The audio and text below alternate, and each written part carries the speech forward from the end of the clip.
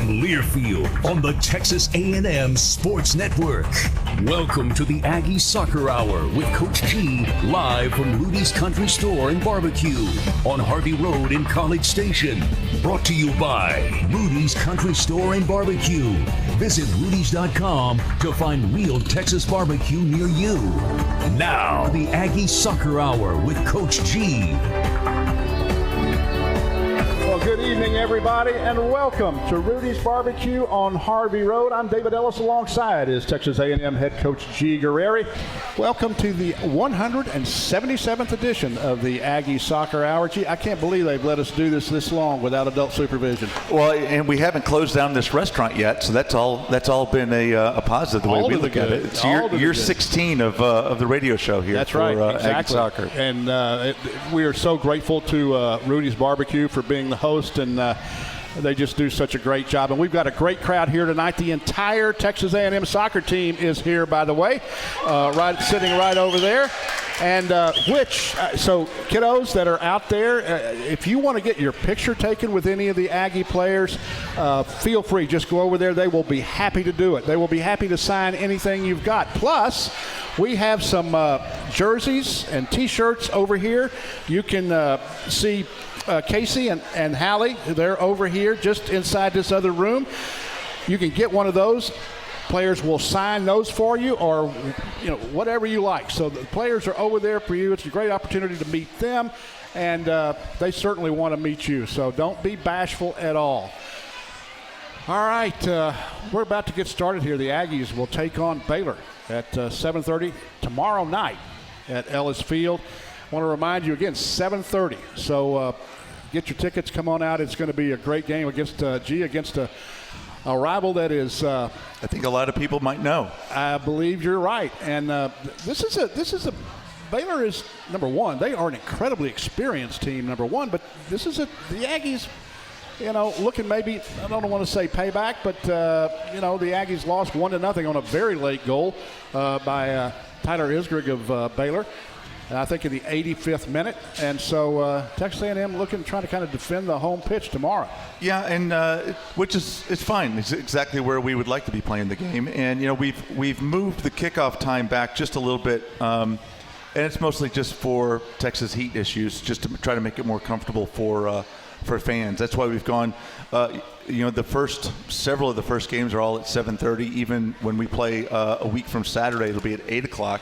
And again, that's all about just trying to help the fans out, because we're expecting some good crowds. I know tomorrow, for example, is Cavalry Night, which is a local boys soccer club here in town. So I know that they have purchased many thousand tickets, and that's something that's exciting. But they're in for, everyone who comes out is in for a good game, because like you said, Baylor comes back with a team of really experienced stars. They're a team that has a distinct style of play, very different from when we stopped playing them about 10 years ago. We stopped playing them just because mostly of medical insurance was going up and doctors and all that stuff. And so due to the way that they played. Yeah, right. They were a little physical, and actually they were a lot physical. And chippy, I might add. And so we took a little bit of a hiatus. Now that coaching staff is moved on, and Michelle, who's the head coach now, has done a good job of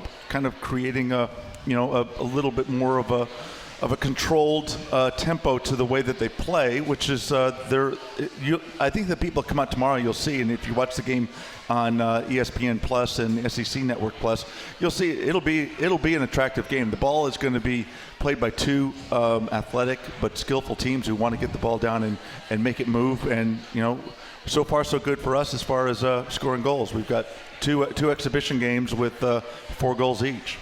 Absolutely, and I want to tell you before I forget, we've got a show full of guests. We're getting ready to have Eloise Descheneaux up here in just a couple of minutes. We'll be talking to her. And in the second segment, 2 of our new players, Mia Scranton and Leah Diaz, will be up here. And then in the third segment, 2 of our assistant coaches, Strader and Seth Taylor, will be up here. So we've got a full show, and then Coach G and I will come back in the final segment and talk a little bit more about Baylor and about Lamar. And those two games coming up, the Aggies again play Baylor tomorrow night at 7:30, and then Sunday night against the Lamar Cardinal here at Ellis Field. Again, that game will get underway at 7:30 as well. One thing, G, I wanted to mention real quick before we get to Eloise is that, you know, in terms of the Aggies coming out of camp, what's your in 30 seconds? What's your gut feel about this team? Are they where you thought they would be? Well, I tell you what, going into the into preseason, we weren't really sure. We knew that we were coming off of a really good spring. We had made so much progress. Actually, we played Baylor in the spring, and from that game, which was I think the 23rd of March, until the end of our spring season, which was kind of, you know, towards the end of April, we made huge strides. A big part of it was, we'll talk about the coaches with Tim Strader and Seth Taylor. A big part of it was the kind of the things that we wanted to focus on with this particular group and getting this group tighter, because we had 7 players coming from the transfer portal in January, plus we had all 5 of our seniors in high school graduate high school a semester early, so they were in. So there's 12, and then we had several players who had redshirted the year before, or the fall before. So we had a very, very much a new team. So it was a perfect opportunity for us to go back to square one, but square zero, and start right on the ground floor and kind of build up from there. So we knew we were coming off of a great spring. We gave up 1 goal, I think, in the last 5 games, and then. How is it going to be now with this one, with 3 more players coming in out of the portal, and those 3 have come in and really have just kind of hit the accelerator a little bit more for us, because with them there was a little bit more pop with our attack. It gave us more depth to be able to move people, and that'll affect a little bit the way that we're able to go out and play against people. So I think in my mind, we're ahead of where I thought we would be at this particular point. All right, I mentioned just a while ago we were going to visit with Eloise Descheneaux, a senior from Bradenton, Florida. There you go. That's your teammates over there. No, I think that's just from the Eloise fan club, I believe, which is wide-reaching across the country. She was so nervous. She was just begging me to tell her what I would ask her, and of course I didn't, because part of my fun is being able to torture players. So, all right, Eloise, you've been here 4 years now, going into your 4th season, and really, truly, the reason I asked you to come on the show was because I know how respected you are by your teammates for the way you practice, the way you just are such a teammate off the field to these players. And what have you seen different this year as opposed to last year, maybe the year before, in this team as opposed to these other ones? Yeah, I mean, I definitely have like a unique perspective, like being here for going into my 4th year. So I think I've just really seen like a total like culture shift amongst the team. Like, obviously, like, my teammates are great and they're just so amazing. And I think making sure that everyone's like comfortable coming in when they first come in is so important. I think that's something that we've really like touched on this year, is just making sure that everyone's comfortable, because at the end of the day, like, you're going to play your best when you're comfortable. And so, like, I'm not going to take all the credit. Like, everyone is so good at this, and like just making sure when a new person comes in that like they're, you know, they feel comfortable, they can say whatever they want, they can just like be themselves, because that's just so important. So you come from Bradenton, Florida, to Texas A&M, but you're no stranger to Texas A&M. You've got family members, right, that are Aggies? Yes, my dad went here, my brother went here, my grandpa was a professor here, so a lot of Aggies in the family. So when you had a chance to go play soccer in college, was there really any other decision for you to make? No, like, it was my dream school, and like as soon as G told me I could come, like, obviously it was a no-brainer, and it was like the best day of my life. So yeah. All right, so we had Eloise came out of the IMG Academy, absolutely, which is in Bradenton, and has been, since she's been here, she is a total giving person. She's one of these people that every day in practice she puts in she is absolutely 100%. She has made us every day. She's made us a little bit better, and I think her teammates would all stand up and say the exact same things. Speaking of your teammates, I asked them to write a couple of questions to me to ask you. Yeah, and so one of them, and you know this came from one of your teammates over there, because they're asking, who is your all-time favorite teammate? Oh, there you go. No pressure at all. Yeah. Don't throw anyone else under the bus here. So who did that come from, you think? I could only take so many guesses. There's a lot of them that could probably ask that. I'll probably just give like a really PC answer, but they're all so amazing. That's like I love PC. all of them. Yeah, it is very PC. Exactly. Okay. Yeah. All right, so put some sugar on that real quick. Yeah. Who is it? Who? MC Mary Claire Torn. There you go. Mary Claire Torn was the one who, and so she obviously now is your favorite all-time Aggie player. Obviously. Okay. All right. That settles that. So when you come in, when you approach a game week like this, and you're out there on the field, you're providing great competition for your teammates. What do you tell them about playing soccer at Texas A&M for the incoming freshmen and for these transfers? What do you tell them that maybe it's a little bit different about A&M soccer? Yeah, I think the thing that's different about A&M soccer is really just the people. Like, at the end of the day, like, yeah, we're playing soccer, and I think the most important thing is just having fun, because like I said earlier, we're going to play our best soccer when we're comfortable, when we're having fun. So I think it's just really important, just like continuing that culture of just like being the A&M soccer team, which we've always known as like they're always super nice and stuff like that. So I think just continuing that culture and just making it fun for everyone, because at the end of the day, that's what matters. So we have told, one of the great things for a college soccer player is an opportunity to play at Ellis Field in front of the 12th man. What have you told them about that? Yeah, it's definitely surreal. I'm really excited to see all like their first times at Ellis Field, like under the actual big lights and crowd, and it's going to be really cool. And I'm excited to watch them, see it all for the first time. Well, we're excited to see you as well, and thank you for taking time to come by. I know you were nervous, and I want to tell you, you did great. All right. Oh gosh. Okay, we're going to take a quick break. You're listening to the Aggie Soccer Hour with Texas A&M head coach G Guerrieri. We'll be right back right after this. Is the Aggie Soccer Hour coming to you live here, as I said, from Rudy's on Harvey Road. If you're out and about looking for something to eat, well, tell you what, Rudy's has got the best barbecue in town, and then we got so much other stuff going on. We have a great crowd here tonight. The Aggie soccer team is here. Kiddos, as I mentioned earlier in the first segment, if you want to get autographs, I see several of them over there right now. They are more than happy to sign anything you've got. Plus, we've got some jerseys, I think, still in there to give away. So they'll take pictures with you, whatever you like. So they're over there for you to meet and greet them.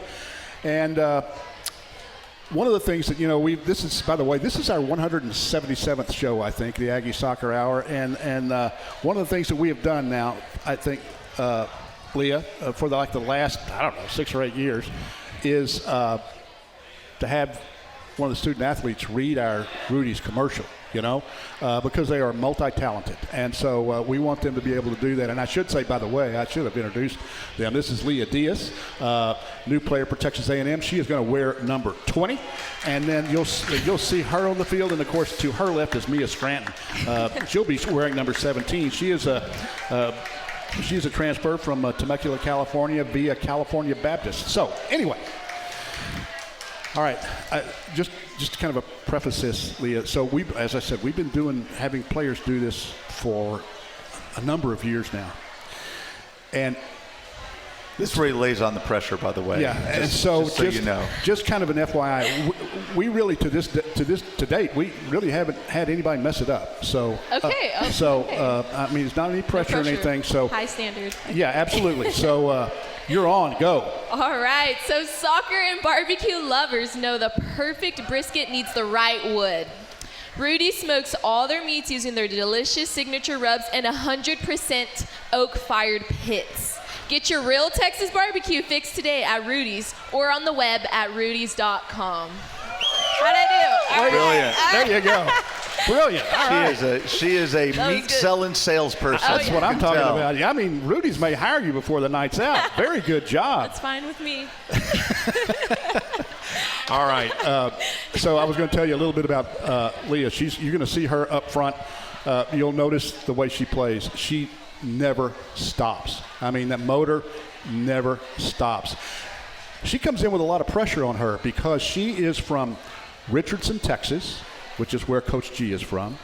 She went to Richardson Pierce High School, which is where Coach G went to high school.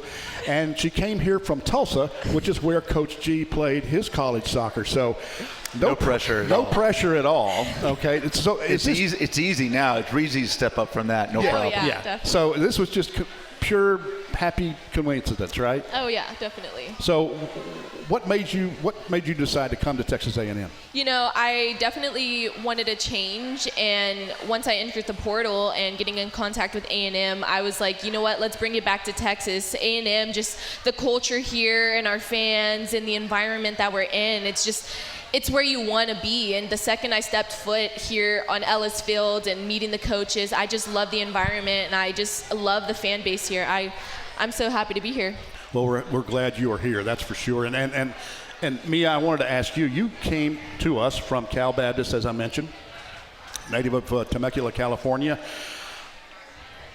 We had a player a long time ago, Lindsay Witzig, if I'm not mistaken, right, from Temecula, California? Who yeah. Actually, Mia played with Lindsay's little sister last year. Yeah. Oh my gosh, Witzy. Yeah. Morgan Witz? No way. Yeah. I didn't know her sister went here. Yeah. And then also, Wow. you had Stephanie Mallerby's also a Temecula girl. That's right, from Temecula, California. Yep. So, Mia, you of course came here knowing somebody on the staff already, right? Yes. Assistant Coach Tim Strader. He was your coach at Cal Baptist, right? So what went into your thought process about coming to Texas A&M? Well, besides Coach Tim being a role model not only on soccer terms but also off the field, he's a great leader for spiritually and in soccer. He's just a great coach. That was one of the main reasons. But another factor that played a huge role was that I love the traditions here. And meeting the girls, you could instantly tell that they play with a humble confidence, but not only is it their confidence in how each other plays, but it's in what they do off the field. They're together, they're tight-knit because of their spiritual tie together. They're very religious, and we have Bible studies together, and that ultimately is what holds us together, is their worship in God. Great to hear. When you came to Texas A&M, Mia, so you've now been here for a couple of exhibition games, and you're getting ready to start the regular season against Baylor on Thursday night. But what's impressed you the most about the way the Aggies are playing soccer right now and the way they're practicing? I would say that it's a very competitive team, but I would have to give all glory to God. What really impresses me the most is that they are pushing each other on a deeper level spiritually and physically. This team is more than just players on the field, and it's not individual, it's not selfish. They're all fighting for the same goal, and that's ultimately to go to the SEC tournament. But we play for something bigger than ourselves, and that's our Lord Jesus Christ. G, you had a question? No, I just think that it's important for people to understand that, these are not just here as like hired guns who've been brought in to come in and play soccer, that there's a lot that goes into the thought process for these women of what Texas A&M means to them and what it means to be a part of this now, but also a little bit, kind of for the next 30 or 40 years, what that experience is going to be like. So, Leah, growing up in Texas, all right, now, did you come here when you were little as a camper? I did not, actually. No, okay. Yeah. So, but your dad's a coach. Yes, he is. And so one of the things it's kind of neat is we have several girls on the team right now whose parents were coaches or are still coaches, professional coaches coming through. So as the daughter of a coach, of a very good coach in club ball up in Dallas, what are some of the conversations that you've had with him and people back home about, since you've been here and your experiences so far?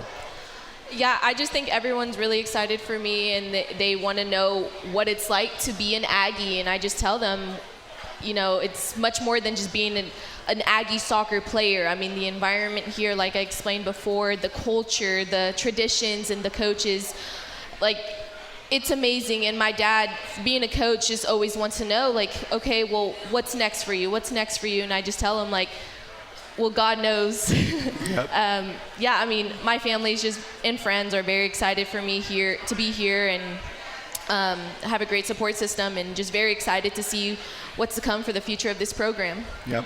Well, and David, too, you got 2 goal scorers here. I mean, right. So obviously it's kind of what we expect out of Leah. Leah was the leading scorer for Tulsa last year. But then Mia coming in and getting a goal on a set piece last game against UTRVG, and some good celebrations by both of them. So talk a little bit about, Tim had a meeting with the group about celebrations, and why don't you tell the crowd a little bit about what we want to do with our celebrations this year? Okay, for our celebrations, it's all selfless. Tim is very strong on the I am third, and that means that you put God first, you put others before yourself, and I think that is exactly what our celebrations are. We're not just all glory to ourselves. We're not just running to the corner, sliding on our knees. We're going to the people that are in the stands. We're going to the people that are on the sidelines, our teammates that are supporting us, the ones that aren't in the game right now. Like, those are the ones that are ultimately pushing us every single day, and our fan base is the most important part. I mean, it's part of the Aggie tradition, and so we really care about our fans and about our teammates. So what Tim had us do was run to the sideline, get the crowd hyped up, make our opponents never want to come back again. It's just exactly what we would prefer from the whole crowd, Well, and they haven't, and really, David, I mean, so 2 exhibition games when it's pretty darn hot days. We haven't, and the students are not here in session right now. So, it's, these guys haven't really had the full bite of what it's going to be like. Well, starting tomorrow night, but we think, especially as we get into when the students come back on the 25th. So I've got a similar question for both of you, and start out, I guess, with you, Mia, in terms of fitting in on the back line, right? Mm-hmm. I mean, you all 4 outside backs, center backs, are all new, okay? You guys haven't played together before. How much of it has been, okay, we've got to get used to each other. We've got to learn to trust each other and work together as a unit. How does that come together for you guys?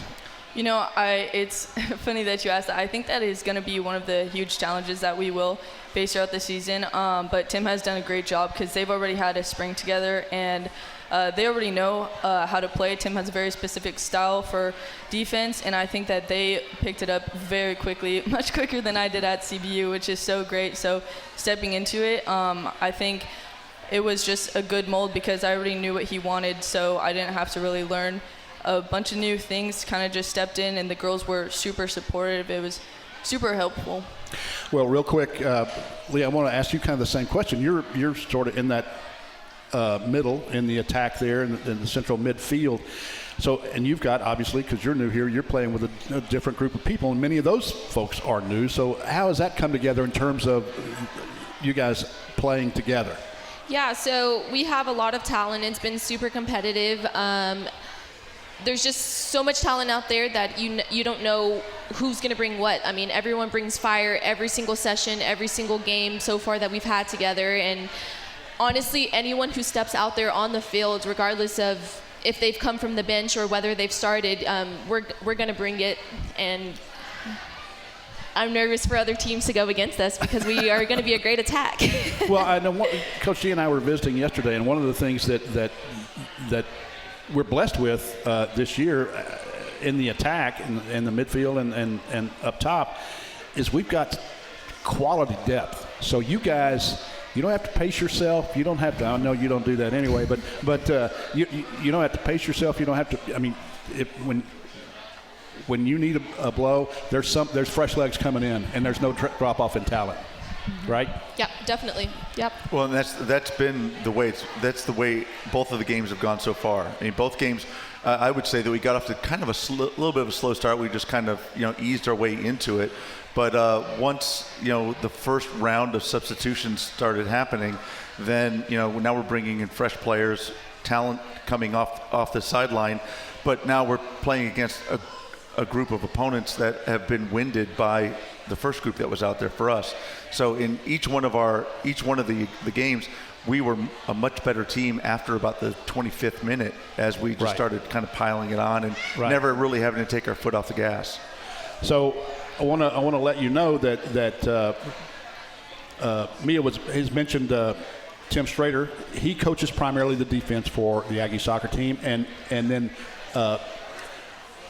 Seth Taylor has been in Seth charge he's more or less he's in charge of the offense, and so we're going to have them come up here in just a second, but I want to kind of give you an idea of the way things are split up. And of course, Alyssa Motz, who plays such a key role on the coaching staff, she is sort of handling the technical side of things in terms of skills and the technical side of the soccer game.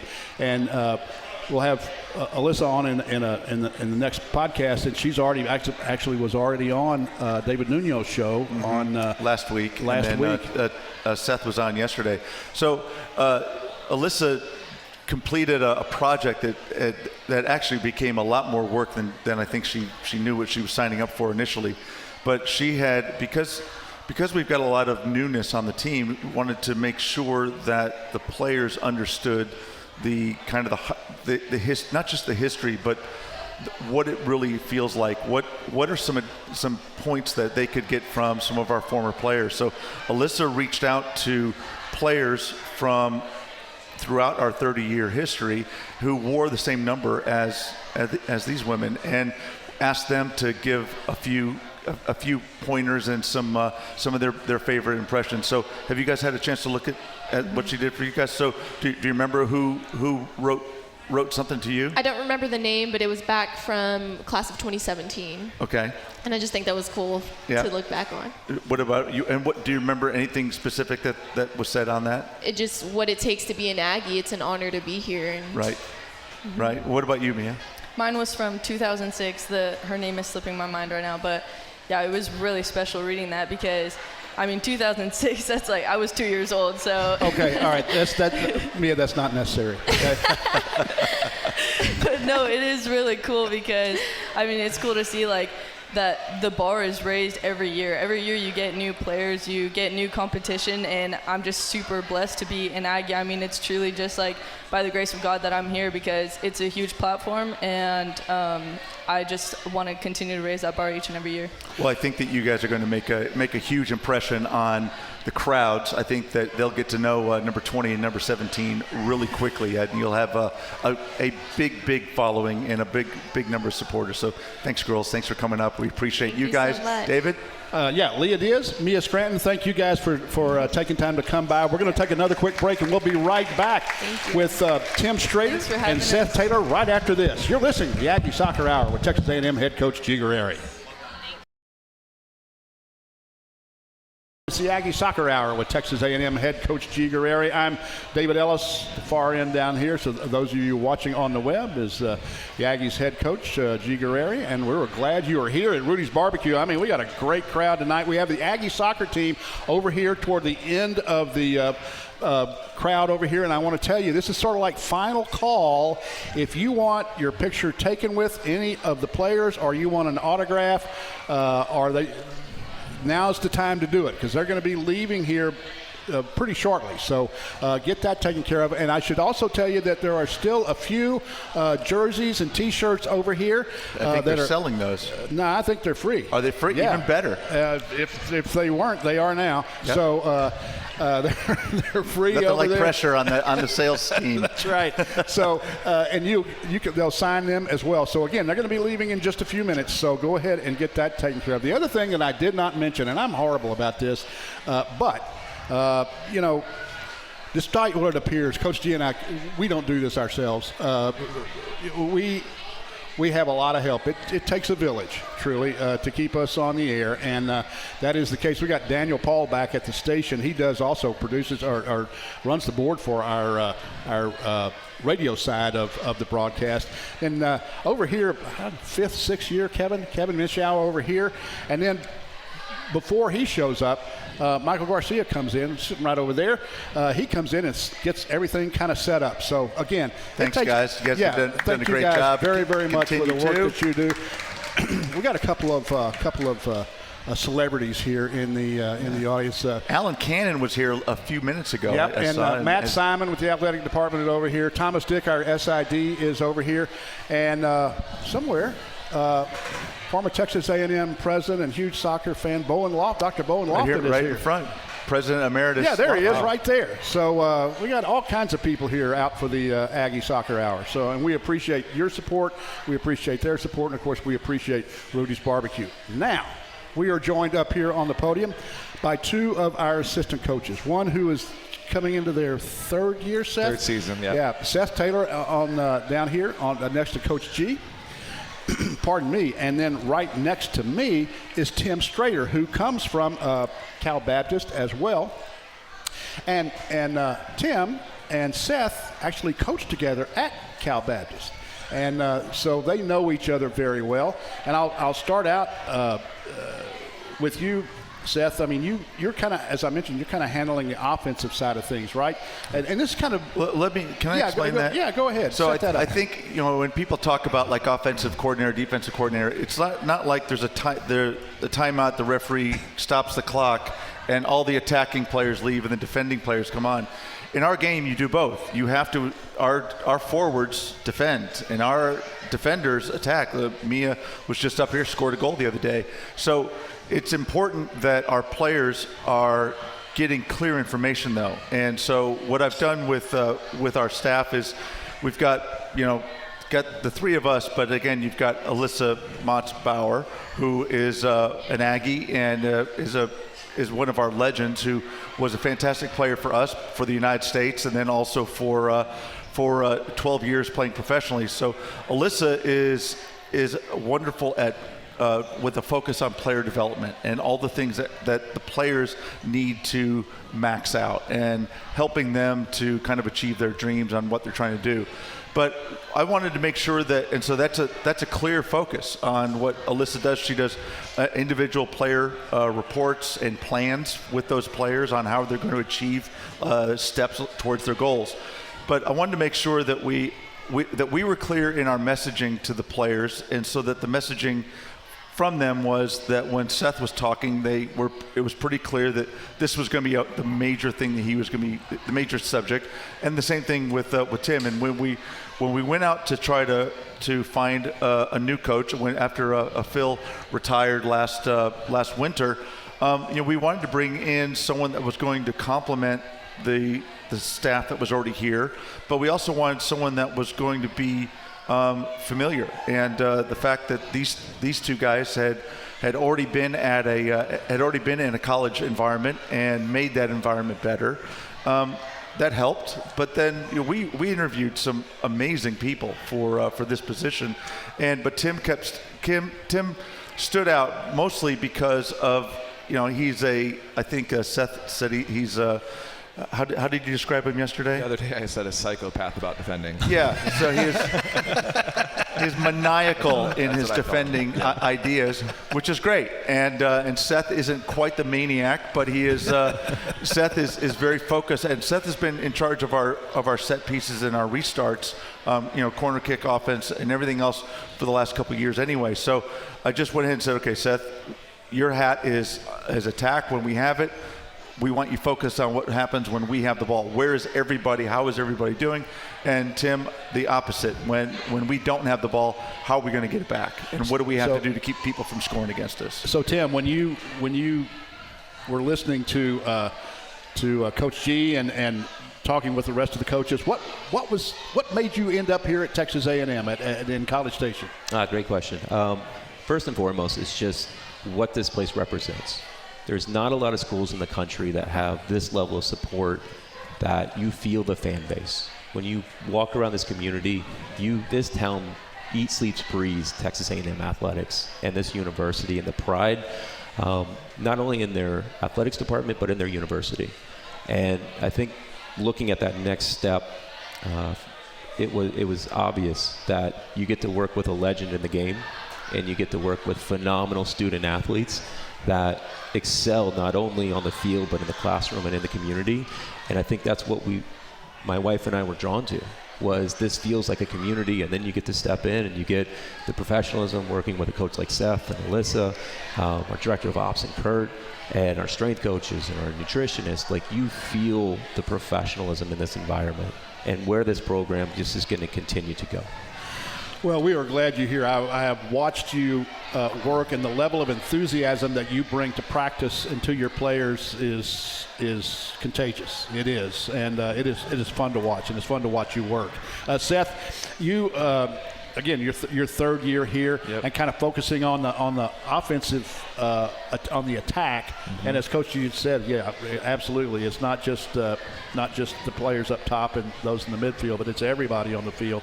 What have you seen different about this team in the spring and the fall that maybe you haven't seen before? Yeah, one thing that I've tried to key in on, and I tell them this all the time, and they're here and they can hear me say this, but is our depth. Honestly, Right. it sounds simple. It sounds really simple, but we want to be a team that comes in waves. So we are kind of preaching, we're going to work as hard as we can, and when then you get tired, we're going to put another group that is just as talented, and they're going to work as hard as they can as well. Yeah. So that is one of the things we're trying to do, is we're trying to keep the tempo of the game high the entire time. And obviously we have little twists and turns in what Sure. we're trying to do in our attack, but that is our overall theme is hey, we have the depth, we have the numbers, let's use it, let's be a totally unified. And that's something, to some degree, you haven't really had in your first few seasons No. here, right? No, I think for the fans out there, gone are the days where girls are going to be probably playing like winger for 80 minutes. Right. It's going to be a 30-minute to 25-minute role now where you're going as hard as you can and you're pressing and you're running, and then when you're tired, the next person's coming in, because we're going to keep the energy super high. Yeah. Well, and a big part of why we weren't able to do anything like this in the past was this team is much more fit than I think we've been in the past, and I think the ladies would say the same, that they feel more apt to go out and really go after things at 100% without having to worry about running out of gas. So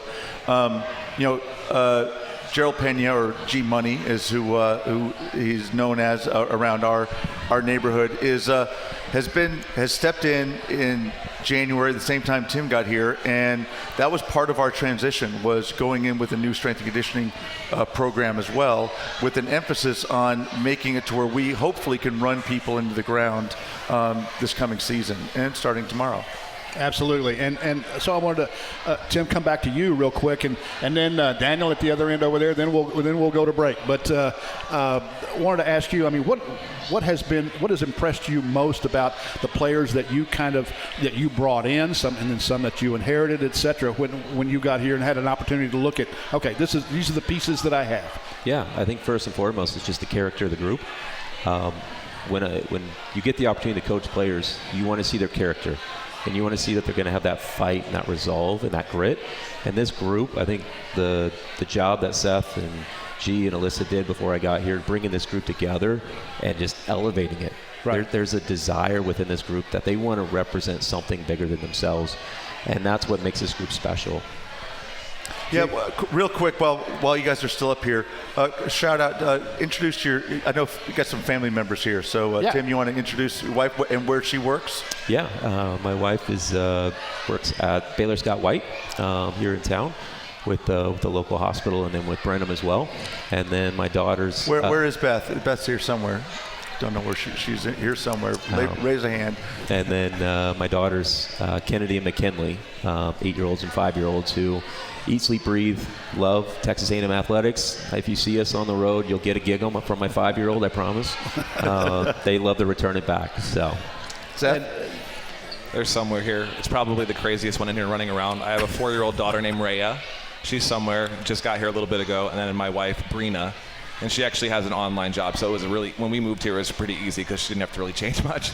And then we have Rhea is starting kind of kindergarten at Primrose, and she starts on Monday. So awesome. Yeah. So to both of you, thank you, number one, for taking time to come and visit with us. Number two, welcome, Tim. Thrilled to death that you are here. And Seth as well. I mean, you're going into your third year. You've done a tremendous job already, and there's going to be nothing but great things to come from you as well. All right, we're going to take our final quick break, and it'll be the sprint to the finish. You're listening to the Aggie Soccer Hour with Texas A&M head coach G Guerrieri. We'll be right back right after this. All righty, we are back at the Aggie Soccer Hour here at Rudy's Barbecue on Harvey Road. Texas A&M head coach G Guerrieri is up here. I'm David Ellis as well. It's the big sprint to the finish, as we like to say. And I need to remind you a couple of things. We've been telling you for a good while to download the 12th Man mobile app. Well, you've got even more reason to do that than you ever have before. Not only are you going to get the latest news, videos, game audio, in-game, in-venue promotions from A&M Athletics. Plus, you can buy, transfer, manage your tickets inside the app. You got to visit 12thman.com/app today to get the 12th Man mobile app. Now, that's even more important now than it ever has been before. And the reason is that effective this year, the Aggies, Texas A&M has transferred to fully digital ticketing, okay? So you got to be ready for game day, and you can find full step-by-step instructions on how to access, transfer, and resell your tickets on that 12th Man mobile app /digital tickets, okay? So it's more important than ever that you get the 12th Man mobile app. Not only from the ticket side of things, but it's got all those other things that I was just telling you about. Well, it has the rewards program. Yeah, 12th Man rewards. Which all you got to do is turn on the app, and then you automatically get rewards just for being there, because they have all the venues are geo-mapped, so you get your credit automatically. There's no punch card or anything along those lines. It's also an opportunity. That's where you can listen to games. Right. It has its own audio and even video in it, and it's just it's an easy one-step shop once you learn the technology. Absolutely. 12th Man mobile app, okay? So go get your 12th Man mobile app so you can do all of the functions that it has, including the digital ticketing. All right. Now, the Aggies, Coach G, two big games coming up, first two games of the year, 7:30 against Baylor Thursday night, tomorrow night, and then 7:30 on Sunday against Lamar. Neither one of these teams are unfamiliar to Texas A&M. No, as a matter of fact, like I said, we played Baylor just in March in an exhibition game, and really that was our first time to put our new players out together, and we didn't win the game. But again, it was a spring game. We weren't really worried about that. But there were a lot of really bright moments that we've been able to kind of build upon in the months since, in the 5 months since. And then, of course, the Aggies led off the season last year against Lamar down behind the Pine Curtain in Beaumont, Texas, and the Aggies came away with a 5-0 win. Yep. Against the Lamar Cardinal, who coached, by the way, by former assistant head coach here at Texas A&M, Nathan Kogut, great guy. College Station native. College Station native, as a matter of fact. Yeah, actually just down the street from my dad, as a matter of fact. There you go. But at any rate, so again, two teams and two personalities that you know very well. Yeah, and but they also know us. They know us pretty well. I know that Nathan saw us play in the spring, and Baylor had a chance to go against us early on. But the thing that is kind of, I think, is kind of exciting about where we are right now is that I don't think anyone really understands what is coming and what we've got stepping out, because you look at preseason polls, you look at preseason this or preseason that. All of that is going to be based upon returning players, and we had eight of our players turn professional at the end of last season, and then we had others that decided they didn't want to be at Texas A&M anymore, and so the opportunities opened up for players to come, and players who have been very, very successful at other places to come and to level up, meaning step up to the SEC level and perform on this platform. And so for example, Kaylee Noble, who's here, is one of the girls who came in this summer. She's on the All-America watch list as one of the top forwards in the country. She was the newcomer of the year as a freshman at Cal State Fullerton in the Big West, and she and Shay Ryan, who was another Californian but came from the University of Kansas, those two have really stepped in and have really made big impacts in the games that we've played so far in the preseason. And like I said, Mia has stepped right into the lineup and has been wonderful in the way that she's played. So this is not usual. I mean, the whole thing with how how the transfer portal has gone, you hear people, talk about it all the time. But one of the things that I think comes out of it positively is you get a lot of people who are really, they want to be here. This is where they want to be. They're excited about this opportunity that they have. And, and what our program has been, on a national level for so long, we're not the underdog very often. So I'm kind of enjoying the role of underdog for a little bit. Hopefully that will be shaken off as soon as the curtain raises on this group. But it's been a lot of fun so far, because it is such a, you heard it over and over. Just the people that we have on this team are really, really special people, representatives of the school. So one of the things that I rely on so much are these match notes that our SID, Thomas Dick, prepares, and you guys have no idea what an incredible job he does. He is literally without peer in the SEC as far as I'm concerned. We're fortunate to have him. But one of the things that's in there that I did not know, if you look at all the teams, all 16 teams currently in the SEC, and you look at how long they've been playing soccer, the team with of those 16 teams in the SEC, the team with the highest win percentage is Texas A&M. Okay, it's not Florida, it's not Vanderbilt, it's not South Carolina, it's not Arkansas, it's not Texas, it's not any of those. It's Texas A&M, and which indicates not only excellence, but it's excellence over a sustained period of time. And so many times we kind of take it for granted here in a lot of ways, but I mean that tells you something. We got a 726 winning percentage, and the next team is Florida, who's 699. So I mean, not bad. Yeah. So at any rate, I read that and I went, wow, I did not. Well, I think there's a lot of things that people don't really think about. The number of championships, the number of players, the fact that we've graduated 99% of our. I mean, that's one of the things that, not to get on my soapbox, but that's one of the things that irritates me with the whole transfer time of things, is that the academic part of all this, it's like just kind of tossed aside, like, yeah, whatever. But like, no, these are students who are coming here to get a degree from a world-class university, and and we do have the highest grade point average on campus. That's something that we're proud of. I mean, it slipped to only a 3.5 this past semester, so we're going to have to work on kind of straightening some people up. Every single player on the team has at least a 3.0 grade point average. We had 14 perfect 4.0s. So it's remarkable. It's just a remarkable group of people, and the fact that they've gotten this tight so fast has been really a lot of fun. All righty, 7:30 tomorrow night at Ellis Field against the Baylor Bears, and 7:30 Sunday night against the Lamar Cardinals. That's going to about do it for us for this first edition. I want to thank you all for coming out. Thanks to the Aggie soccer team for coming out over here tonight. We certainly appreciate that. For Coach G, I'm David Ellis, and I need to remind you this copyrighted broadcast is an exclusive presentation of Learfield IMG College under broadcasting rights granted by Texas A&M University. Reuse of this presentation is prohibited without the express written consent of Texas A&M University and Learfield IMG College. Announcers are provided by Learfield IMG College and Texas A&M University. Thanks everybody for coming out, and gig 'em.